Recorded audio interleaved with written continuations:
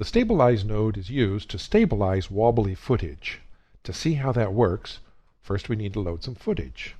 So we'll go to the Image tab, click on the File In node, go to our pop-up, come down to our exercise file assets, select the footage directory, come down to the Stabilize folder, and double-click on the Stabilize footage.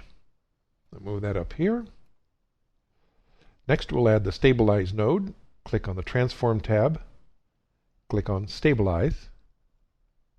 Now we need to adjust the windows because we've got a lot of parameters to look at for the Stabilize node. So we need a big Parameters tab here. And last, we need to set our time range. We'll go to the Globals tab, click on Auto to set the time range to the length of our clip, and then we'll come down to the timeline and home that to match. Back to our Parameters tab for the Stabilize node. The first thing you want to do when you're stabilizing a shot is to play the shot and study it carefully, looking for good tracking points. This is a particularly easy plate to track so that we'll have a happy experience, but I'm going to choose this lamp here and this little chrome guy here on the grill as my two tracking points. We'll stop that. Make sure you always go back to frame 1 in order to lay down your tracking points. We'll turn on the on-screen controls, pick up our tracking point number 1, put him over the lamp. Now I'm going to start by trying a 1-point track. Here's the track type, 1, 2, and 4 points. So we're going to just do 1-point tracking just to see what happens. Now we'll tell Shake to track the shot. Okay, we've collected all of our tracking data. In order to tell Shake to use it, you have to come up to the Apply Transform field and click it from Inactive to Active.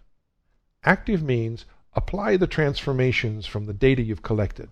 Inactive means all I want to do is to motion track. I'm going to set Apply Transform to Active. First we'll turn off the on-screen display, and then we'll play the footage to see what we got. I put my cursor here on the lamp, and you can see that it's been stabilized in X and Y, but there's still some rotational waggle. So let's take a look at doing a 2-point track to fix that. Come down here and turn that off. Make sure you put it back to frame 1. We'll switch our track type to 2 points.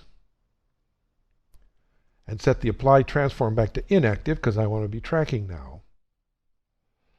Now when I turn on the on-screen displays, I now have 2 tracking points turned on. So I'm going to move this guy over here to my tracking target and tell Shake to track.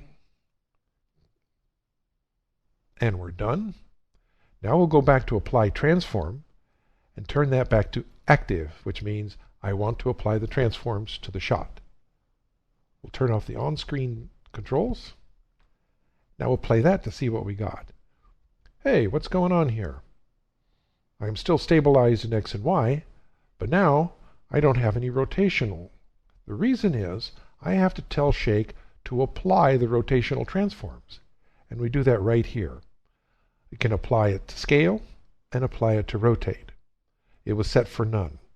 So I'm going to tell it to apply the rotate live, that is, when I play it back. Now we'll play it back, and voila! We're stabilized in X, Y, and rotate. Let's take a closer look at this Apply Transform issue, and that is right here. For example, we're stabilizing it in X and Y, and that's set here. If I were to turn off the Apply X, that means the transforms will be applied to stabilize it in Y and rotate, but it'll still have that waggle in X. Let's see how that looks. Play that. Put my cursor up here, and there you go. We're stabilized vertically and rotationally, but the wiggle in X has now been put back. So we'll stop that. Tell Shake to apply the transforms in the X-axis as well. Now an important variation on the stabilizing thing is that you can use the Stabilize node to do a match move. Here's how that works. I'm going to move this down. Let's add from the Image tab a RotoShape node. turn on the on-screen displays, and I'm going to make a rotoshape. Make sure I'm on frame 1. Very important. Always make sure you're on frame 1. Click here, here, there, and there. That way I can tell very easily if this thing is drifting. I now take my rotoshape and plug it into the stabilize node. And I'm going to tell the stabilize node, instead of stabilizing, I want you to do a match move.